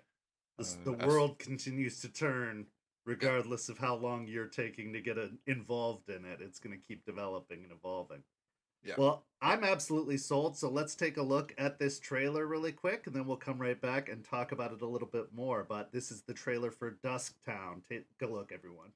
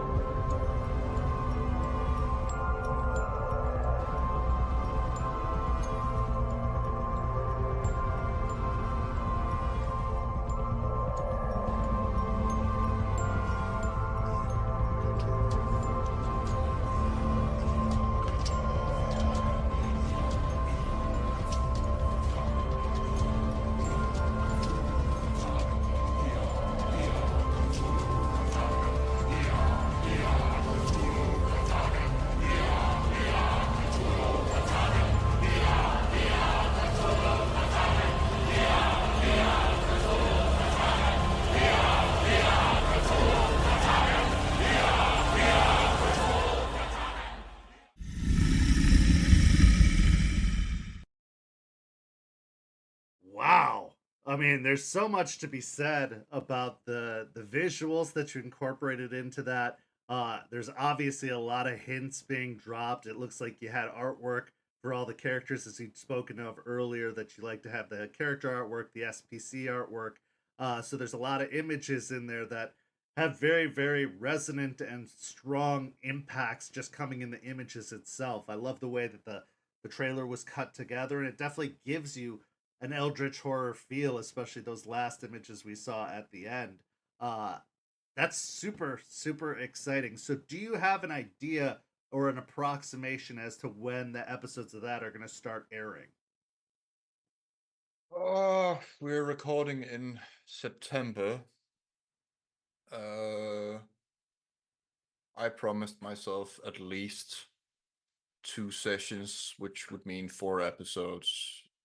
I think October. October. I don't want to wait too long because people will forget you on YouTube. Right. And I want to get it out there, but I also I'm by no means an editor, and I'm just learning by doing the trailers. I mean, I can't do real video editing. It's just cutting some and some light and trying to make it move. Super cool. But I want to up the production value on Dusktown, which means spending more time on it, because usually I Yes. just cut and I have like an ambient thing, and it takes a long time, and it's I think it's serves its purpose, but I want to do more with Yeah. it, like more. For example, when you're in a forest, there's a different ambience, and but yeah, October, I think. No, yeah. Speaking as somebody who has had to evolve production over a great deal of time, you can go back to sessions I aired in November versus now, and you can see the work that's been put into it. And I totally understand the value of upping the production value. It just makes it look cleaner. It hooks viewers a lot more. And yeah, of course, the constant struggle of being a media or content creator is you go long enough, people forget about you. So I totally understand that. But October, spooky season, Halloween seems like a really good time to start airing this. So everybody out there, keep an eye out for the Dusktown Chronicles coming hopefully in the fall, near October. But I'm sure you can stay up to date on all of that, and I'm sure we'll get some announcements on the YouTube channel leading up to the debut of it, without a doubt. But that does look very, very intriguing, and I love the World of Darkness kind of veil that's placed over this kind of eldritch horror story that's going to unfold, and it'll be a very unique and new perspective on a game that has been played, especially in St. Pete, hundreds of times, thousands of times. To see this new view on it is very, very, very exciting, and I'm really looking forward to being a fan and being a viewer of it. I think that's just a really, really cool thing you've got going on there. What I want to talk about now is the future of the World of Darkness. I always ask my guests who have been immersed in it for long enough or have some experience with it where they think everything is going. Because obviously there are some major shifts in 5th edition. You know, the discipline's becoming a little more blended, less of a focus on lore and story, and a little bit more flexibility in it.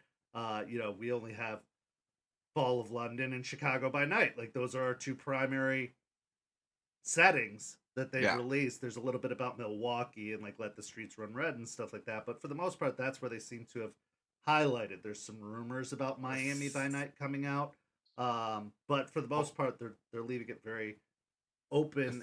I think trailer version Bone is set in Copenhagen as well. Oh, okay, yeah. So there's another one. I think the only reason for that is the Banoakim invitation to the Camarilla happened in Denmark, in Odense, weirdly enough, which is a thing that only I can pronounce. The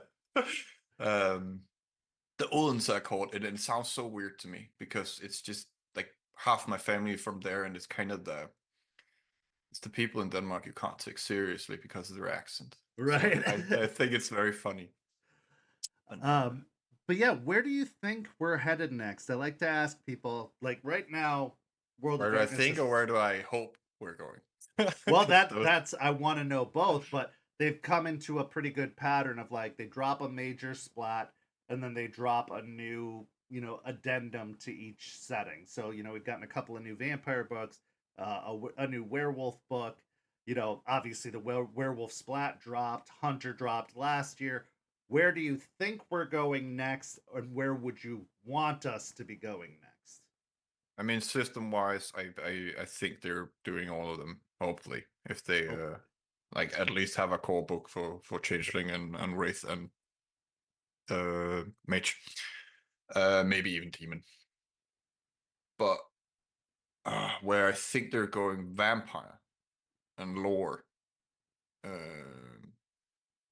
think they are slowly, I mean, with the beckoning, which I'm not a fan of, but that's besides the point. I think they're slowly removing as many elders uh,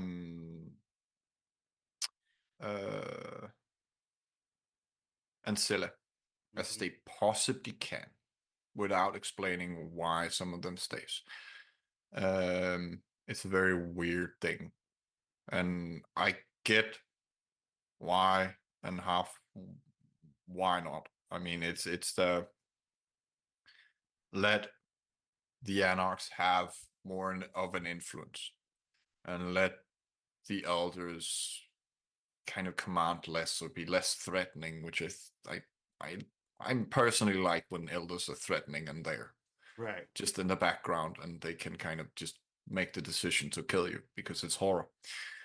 But I think that's where they're going. I think the anarchs are going to be a lot more prominent.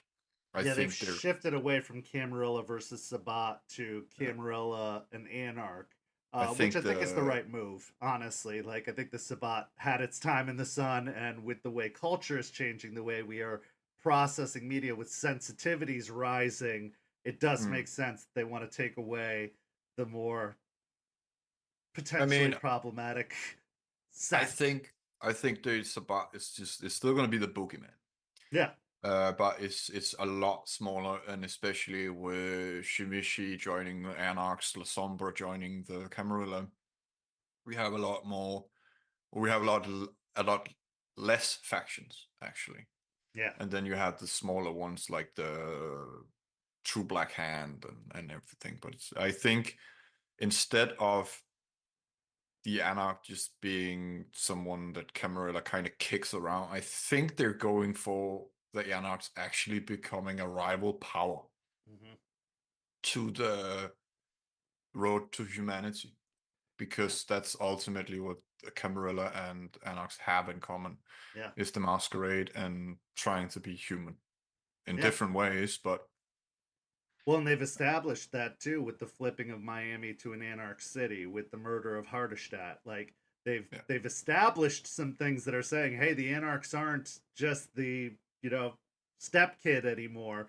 They are a force to be reckoned with. And with the Camarilla starting to crack and splinter, with these elders leaving unexpectedly, or those that are clinging and still hanging on, the power base is weakening, which is a perfect opportunity for the anarchs to rise up. We know that the next announced book is the Gehenna War book, which I hope will answer some questions about how this transition happened, maybe give a little bit more information on the beckoning, or what actually happened over in the Middle East with the Week of Nightmares. Like, give us a little bit more information and details. But it does seem like they are shifting to the young are inheriting a society they never expected to inherit. They expected the elders to be in power forever and that they were always going to be the underlings, but now it's kind of being forced upon them with, hey, the elders are dying off, they're disappearing, they're and what is the world going to do with this, especially since you do have these anarchs who are now seeing an opportunity to seize control and power, or to at least change the way of thinking. How is the Camarilla going to uphold that, and how are they going to stand strong in the face of that? So I think that is an interesting direction. I think that they are putting a lot of emphasis on Thin Bloods. One of the big announcements about Bloodlines 2 is that it's going to be a Thin Blood story, that Thin Bloods are going to play a very important part in it. Obviously, they've fleshed out Thin Bloods more than ever before in 5th edition. So they're clearly looking towards that as a very important direction that they're going in.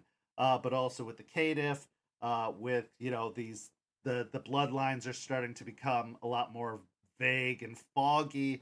Cult of the Blood Gods did still give us the definitions between the different Hekata bloodlines, but they've really pushed a lot of the others off into ill-defined space. So I think that it is an interesting direction. Salubri being brought back in officially, which has not been done since Dark Ages. They have not talked about the Salubri since Dark Ages, really. It's a weird one, right? Because we call it the 14th clan, but there are like 10 of them in the world. Yeah. Which is a bit weird. What I hope they explain in the future, what I hope they'll do for the game, what I think will be good for the game is they kind of explain the beckoning. Yep. They tell us who's still left standing. Yep. Because I want the elders to be around. I don't want a world of 12th generation vampires and above. I think that will be very boring. Yeah. I want the Sabbat to be kind of small terrorist cells, more loosely based, which makes them even more scary. I want the return of the Bali. Okay, that's a big as an alternative foe to the Sabbat. I think the Bali represent everything that the road of humanity tries not to be. Yeah. Even more than the Sabbat. Yeah, because for sure, more than the Sabbat. Yeah. Absolutely. Bali is, you take a ministry and you turn them up by 1,000 when it comes to depravity and luring people. I want that back. I want Bali. Because we only have house rules. And I think the Daimonium, you could easily make that Oblivion, by the way. I want some of the less known, or maybe not less known, but some of the bloodlines that are kind of moving in the background. I would like a system for True Bruja, for example. Yeah. I made my own house rules for it, which is perfectly fine. And I don't mean that you need to make rules for everything, that in the sense that the players can do this, because I think some of, like, right. You're not meant to play Bali. You're not meant to play True Bruja, and I totally agree with that. But I would like some more storyteller resources, more options to fiddle with, and more mechanics to fiddle with for storytellers. I absolutely agree. Kind of lore wise, after the beckoning is done and people are in factions and everything, I would like to see another War of the Princes. I would like to see the world go nuts, and it's like every city against every city, and the Camarilla Anarchs about nothing matters anymore. Yeah. It's just like who can control the tallest building in whatever town you're in. I think that will be fun. Well, on top of the elders of who's left standing, I'd love to see more of a light shine on the Methuselahs again. Because really, the Methuselahs are the ones that are making the beckoning, making Gehenna happen to a certain degree. And so knowing like who's involved still, who are the players that are still on the field, like we're given reason to believe Menelae's gone, but Helena's still around, that she fought the beckoning by slaughtering a bunch of Banu Hakim. That there are these players that they set into play in the older editions. Getting some updates about those characters would be really, really nice. They don't need to go too crazy with it, but just saying like, where are they now? Who's still on the field? Who's still on the board right now? Where's Jeremy McNeil? Nobody knows. They've never told us. It's all been rumor and myth and legend, but like just a little bit of an update to the meta plot would be really nice. Do people need to use it? No, they can do whatever they want. We've always known that about TTRPGs. It's always up to your interpretation and what you choose to use. But for those of us who've been fans of the meta plot, who have followed along the stories of these characters, some closure or some continuation would be really nice to see. It'd just be really nice to get an update on like, what's Victoria Ash's deal? Did she go off to the beckoning? Like, what's going on in Chicago? Is Loden still alive? Because some say he is, some say he's not. Like, I never address the beckoning in my games because I think it's kind of silly. It raises sort of too many questions and answers none, and it's inconsistent. Like, why does Isaac get pulled and Mithras does not? Yep. It's a weird thing, and I know exactly why they did it. Yeah. But in game, it makes no sense. Absolutely. So I would like to have them explain it, and it could be as easily as there was one antediluvian sleeping there. Yep. And they have found him. Maybe someone died or something, but then now it's over. Yeah. He killed like 100 of these elders from the world, felt satisfied, went to bed again. Yep. I don't need more than that. Or like just the definition of it's certain bloodlines. Yeah, Descendants of a certain bloodline are called, yeah. whereas other bloodlines are not. So maybe Mithras's bloodline was fine, but maybe, Helena was Or supposedly called to the beckoning, but then or a thing resisted. where if your blood is like, let's say you have a blood potency of 3, then you are worthy to be summoned. But Yeah. then you go above maybe 6, and then it can no longer. Yeah. Like the pole, you're too strong for the pole to actually affect you. I Yep. think that would make kind of sense mechanically, at least, to just Yeah. to throw a bit of numbers on him, because that would explain why Isaac, who's and silly as far as I remember, he's not an elder, gets pulled, but Mithras like, nah, I have blood potency Yeah, 9. I'm too strong for this. Yeah, Yeah. and Yeah, exactly. the whole council, nobody knows who they are, and I think that's fine. But the Camarilla Shadow Council, they're not leaving for the Middle East, right? Hopefully, I mean, it's assumed that they don't, but yeah, like an updated register of Justicars, an updated inner circle. Like, just give us some answers to help us, those of us who care about these things. Obviously, I've talked to plenty of storytellers who are like, I don't care. I don't care. I just do my own thing, which is Yeah, fine. There's nothing wrong with that. But there yeah. are those of Take what us, you use. yeah, there are those of us who have followed along since the 90s who I think would love to at least know what their thoughts are on it, whether we use it or not, at least what they think is going on, because lore was such an intrinsic part of the I just original game. I don't want them to have written themselves into a corner. I don't want it to be I don't know if it's prevalent anymore, but I know in past times there was a bit of politics in the company that kind of, Yeah. people are not talking together. Yeah. So, And but it seems like they've ironed that out now. But it also seems that a lot of the old guard is gone. A lot of people have moved on. Justin Achille is no longer involved. A lot of the people who were core figures about it are gone now. So if they are all on the same page now, get it figured out. Tell us what's going on. Get us caught up, because we don't want to fall behind. Again, just leave it ambiguous. But like you have talked about a beckoning. That's a major thing. Yeah. The Inquisition is a major thing. Yep. The Ashira is a major thing. So you have to follow through. You have to involve all these things, and you have also like the Sabbat, they're spearheading this Gehenna War, as they call it. So you have to do something with it, and all the things that you forgot about.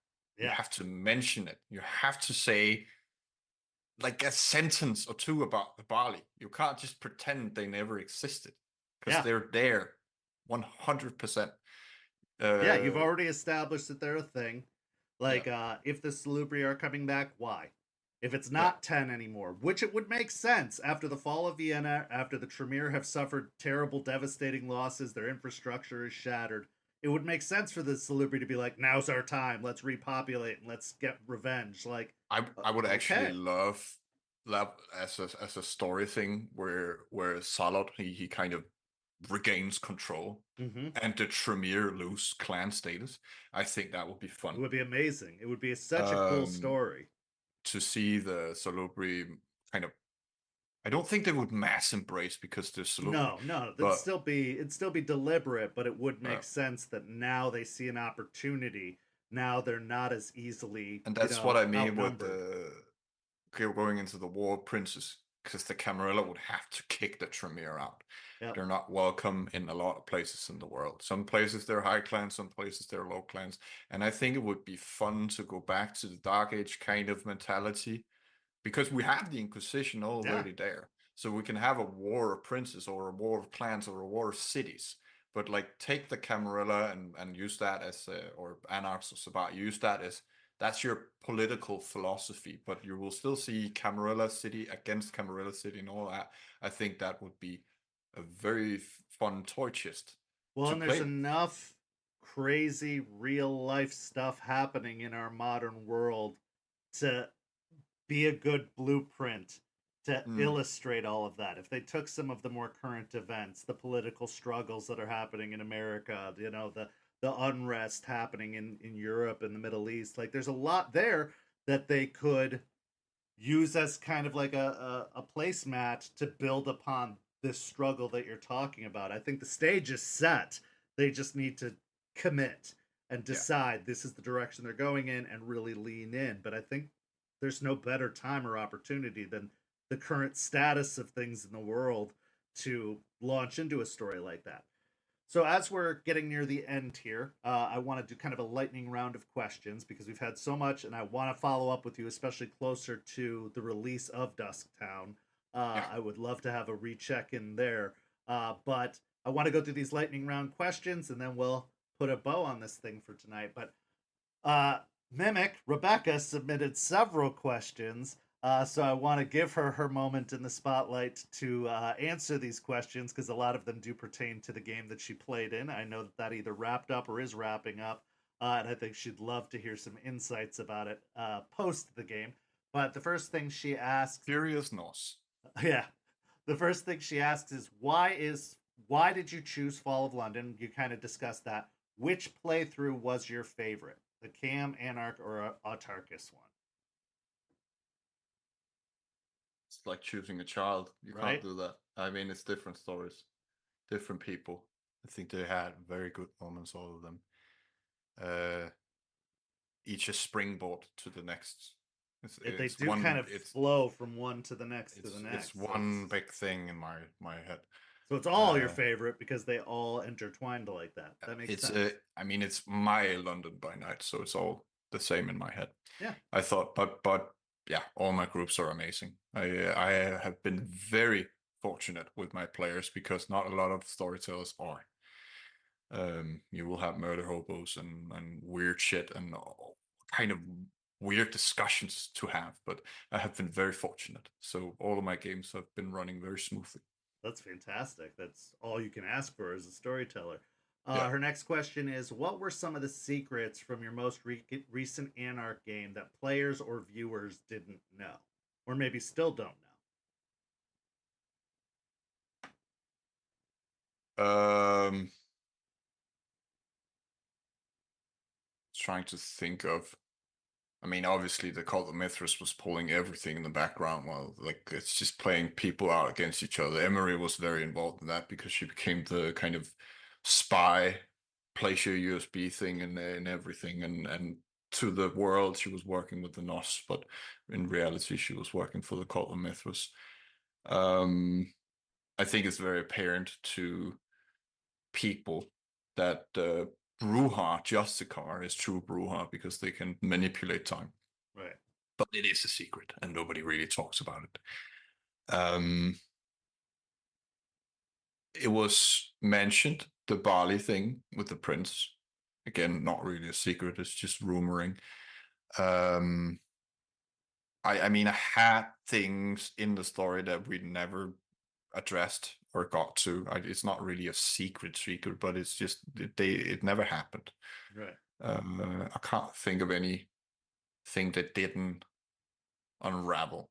I mean, they with the Sabbat, they didn't care about the villain speech, so I didn't get to give that, and they never figure out who this guy is. They just let's just fucking kill him. But that's players, right? They can make that choice. Oh, absolutely, and that's why we do it. Again, that unpredictability is why we do it. We love that they can completely throw us off in that regard, and have us have to replan and react and go into a different direction. Was there a specific decision that happened in that game that was like a linchpin decision that really changed the course of the game? Whether it involved Emery or not, was there a moment that really like set the course for you or changed the course for you in that game? Yeah, actually, when they decided to kill the Warlock, because it was supposed to end with the Sabbat, but it ended with the Warlock. Wow. Okay. So, yeah. But it was just supposed to be that annoying Camarilla, like I'm the boss of you kind of character, right? But they took it really hard, and the whole Chronicle, they were like, we're gonna get this fucking guy. So they made it their mission. So I made it my mission to write it into the story, a way that they could achieve this. What is your favorite clan of all the clans? Oh, it's Bruja, definitely. What Okay. I mean, I love the Ban Hakim, and Tremere as well, for different reasons. Yeah. I mean, It's hard to pick one, right? Like, there's so much to like about various clans that, like, saying that one is your favorite, it's like, well, but there's also this stuff I like about this one and this one. But I think it's easier for me to say what I wouldn't play. well, I mean, that was going to be my next question. What clans do you just outright avoid? I mean, I love Ventrue for SPCs, but I don't think I will ever play a Ventrue. Same with Ministry. Ministry is very hard for me to wrap my head around. They have core disciplines, and that's going to become a challenge in the next game. I have a very hard time of getting into the mindset of a Ministry. Mm-hmm. Malkavian is another. Yeah, Malkavian is another one I want to avoid because I just feel like I would go through past trauma trying to play the derangement. Mm-hmm. I use Malkavians a lot more. I mean, I had Josh, who's a fucking fan favorite, Malkavian in London, who's just, his thing is he does not have internal thoughts. So when he thinks, he narrates in a noir kind of style. That's amazing. But I thought that was just, and the next one is just like giving them small ticks, like she's gonna be breaking the fourth wall.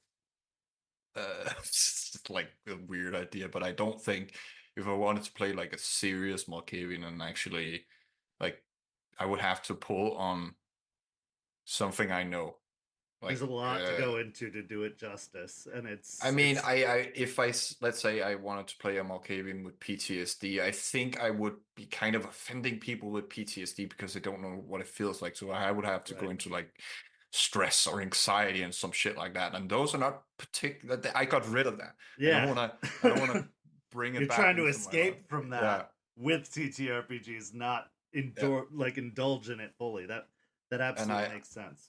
And I don't want to play a Fishmonk or a Harlequin either. So I think Ventrue, Ministry, and Malkavian are probably the ones I would have the hardest time playing.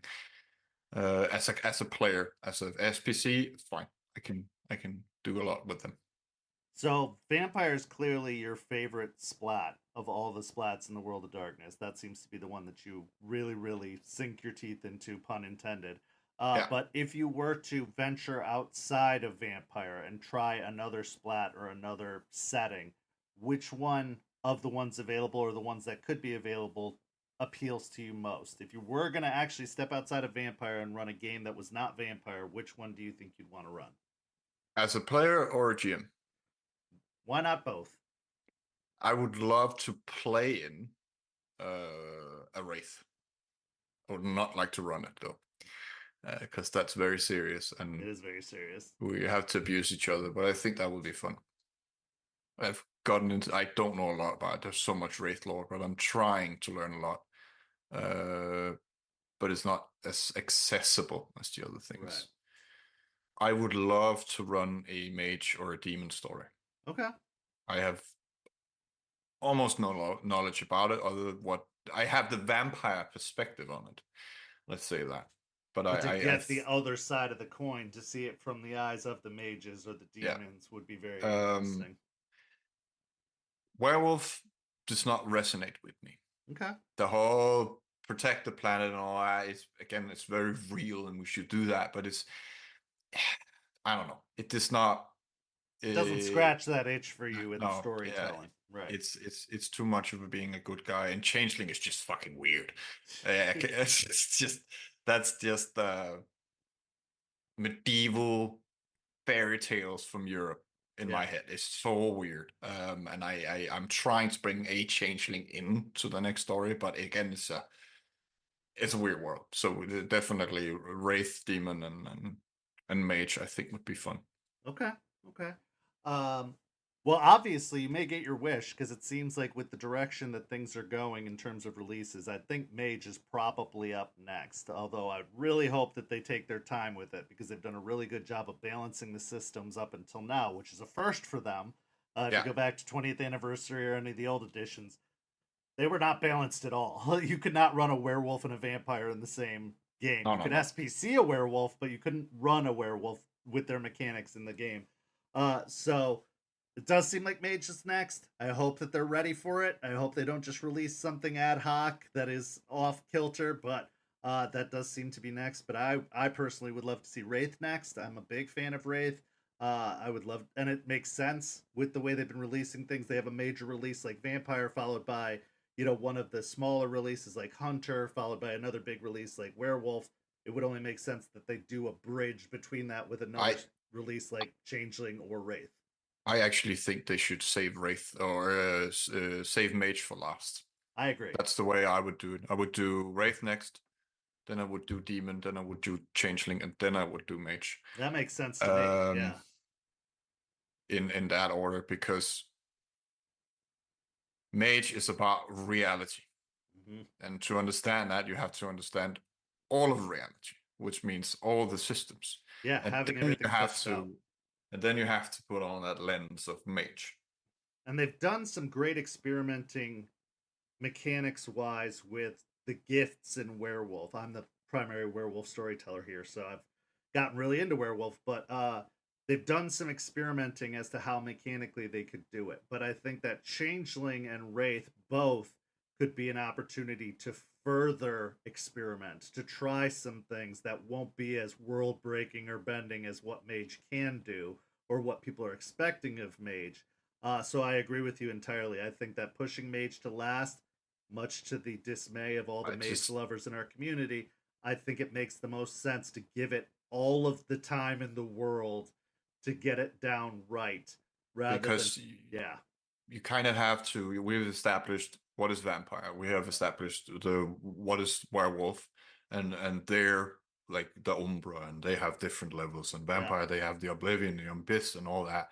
And that's the same with Changeling and Demon and Wraith, to establish those worlds, because Mage delves into all of it. Yeah. And that's why I think for the cosmology of it all, I think it makes a lot of sense to save Mage. Absolutely. Until you have fleshed out, or at least have a core book for the rest of the supernaturals. I would not do things like, unless you're really ambitious, you could probably like have a side chapter in Wraith about mummies and zombies and playing those kind of undead. Again, right. If anyone out there is a big fan of those, I'm ignorant about it. That's why I'm saying it. But to me, it does not seem like the most popular ones. Well, we even have a community member who loves Promethean, which is basically Frankenstein. And that, that's, I've never dabbled in that. I've never even experimented with that. But yeah, it would make sense to release just one splat book that kind of composes elements of all of those and make it like the Greater Undead book, or the, Mythical Monsters book, or something that does, without making them their own systems, because I do not believe they would need their own splats or books. I think at that point you're just money fishing. But yeah, I think that it wouldn't hurt to do it that way. But yeah, I agree. Mage should be last. I couldn't agree more. I know that people are asking for it, wanting it, but I'd rather that they take the time and do it right. My name is the SanguineWizard. I would love nothing more than to play Wraith, or not Wraith, but Mage. But I mean, I'd rather have them do it right. And if it's at the detriment of everything else, if it means that they release a terrible system that ends up killing the world of darkness, what good is that in the long run? Like, do something, make people wait, make people patient, and release something fantastic and amazing that fits and does everything right, then release something terrible and risk sinking the entire ship. Just because people are pressuring you to get it out. So, last thoughts. What advice would you give to people who want to become a storyteller? Red thread. Beginning, end. At least the beginning. Mm-hmm. Don't break your own rules. If you say something is there, then it's kind of like, again, don't write yourself into a corner. People are smart. They will know it. Accept you will make a lot of mistakes. Accept that you will forget things all the time. Be transparent with your players, always, about things you can be transparent about. Don't spoil the story for them, but just before let them make informed decisions, and be ready to always change. Fantastic. It's interactive. Yeah. Thank you so much for taking the time with me today. For those who don't know, we pre-recorded this at 5 a.m. Eastern, but I'm so happy that we did it. This was a wonderful conversation, and I feel like we could still continue to go on for hours to come because I love talking about this stuff, and clearly so do you. Yeah. So I really do appreciate that you took the time to do this, and we definitely have to check in again either shortly before the Dusktown Chronicle starts or after it started. We can do a check-in off that. But it was wonderful having you as a guest. I want to encourage everyone to head on over to YouTube and give a subscription to the SanguineWizard. Go watch London by Night. We've talked in great lengths about it, but get yourself hyped and excited for Dusktown by watching London by Night. It'll give you a really good, strong sense of our dear guests' storytelling and the style of game that you can expect, as well as some new and exciting changes with this new game. But go give them a subscription. Let's support one another in this community and build it up so that we can have the World of Darkness around for a long, long time to come. But thank you so much for being here. I can't thank you enough. This was a wonderful chat, a wonderful opportunity, and a great watch for anybody who takes the opportunity to do so. Thank you so much for having me and for all the kind words. Absolutely. It's been a pleasure. I feel like we could do this for 4 more hours, but right? We'll have to come back around to it again in the future. But go follow the SanguineWizard and go follow St. Pete by Night on all the social media listed down below. We have our regular shows airing this week. We will not have an After Dark next week as I will be off at Gen Con running games for Renegade. So there will be no After Dark next week, but we'll be back the week after with resuming our programming. But this was a great note to go on break from. Thank you so much for being my guest, and thank you all so much for watching. We couldn't do it without you, and have a good evening, everyone. Bye-bye. Bye.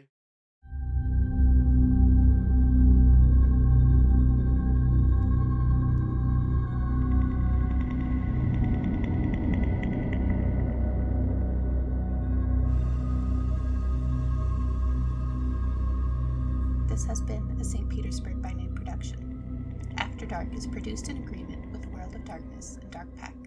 The host for After Dark is Kent. Visit our website at stpetbynight.com for more information about all of our productions and how you can become part of our community. Thank you for listening. Until next time, fangs, stakes, and claws out.